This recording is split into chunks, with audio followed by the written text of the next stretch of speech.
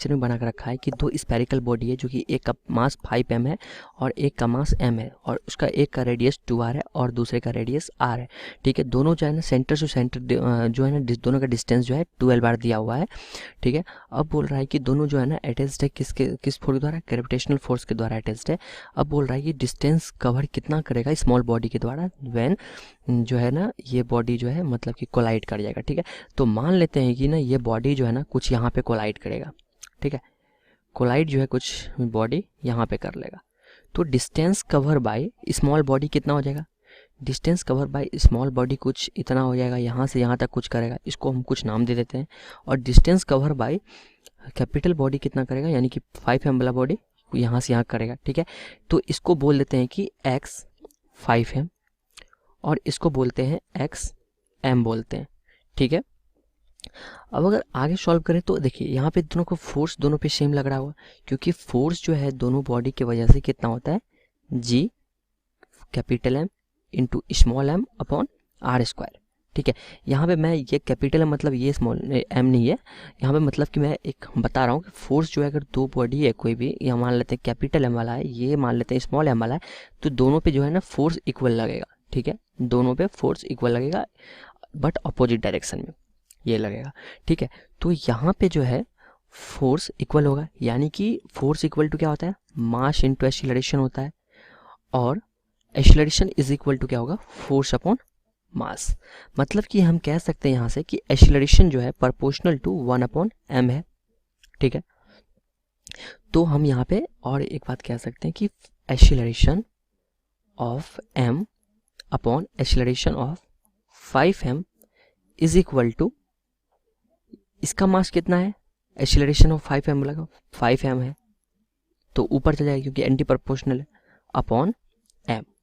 तो अगर यहाँ पे हम कैंसिल कर दें mm को, तो acceleration of m upon acceleration of 5m is equal to 5 आ जाता है हमारे पास। ठीक है, अब हम क्या करते हैं, मान लेते हैं कि ये यहाँ पे, अब देखिए एक्सीलरेशन, इस पे कुछ एक्सीलरेशन लगेगा। अगर हम बॉडी जो है ना, बॉडी 5m का बात करें, ठीक है, तो इसमें जो है कुछ एक्सीलरेशन लग रहा है जो कि कितना है, एक्सीलरेशन 5m इसका नाम दिए। डिस्टेंस ट्रेवल कितना करता है, s is equal to x 5m।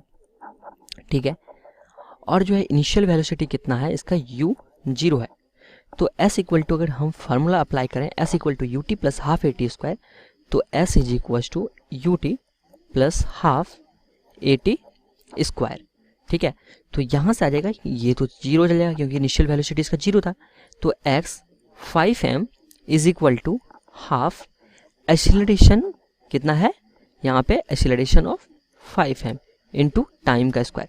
ये इतना ही टाइम में दोनों का टाइम इक्वल होगा, ये इतना ही टाइम में यहाँ तक चलेगा और ये इतना ही टाइम में इतना ही चलेगा। ठीक है, सो टाइम जो है यहाँ पे t लग रहा है, तो t लेते हैं।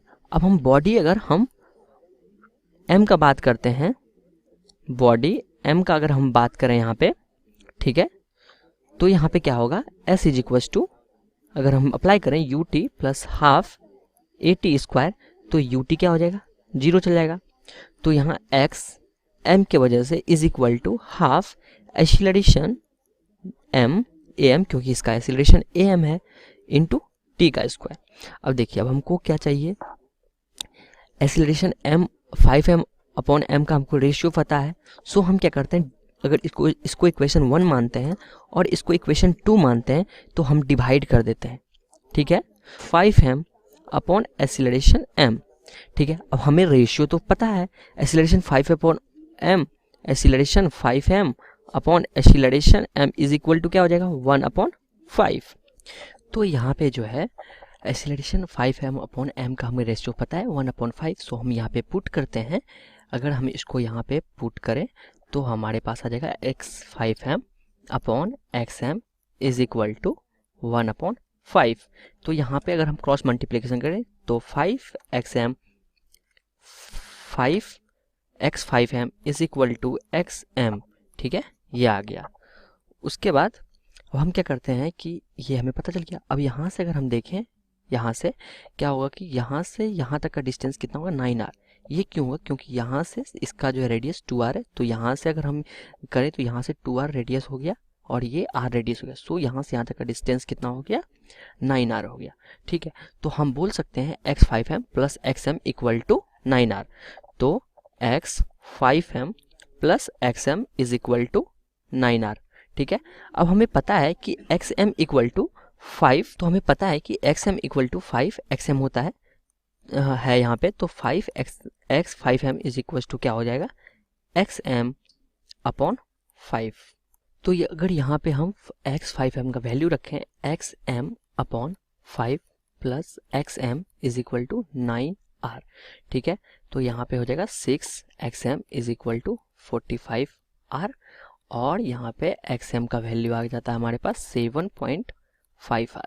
ठीक है, तो यही इतना डिस्टेंस, वो छोटा जो मास है, स्मॉल मास m वाला मास, तो ये 7.5r ये डिस्टेंस कवर करेगा कॉलिजन से पहले। तो हमारा सी नंबर आंसर हो गया।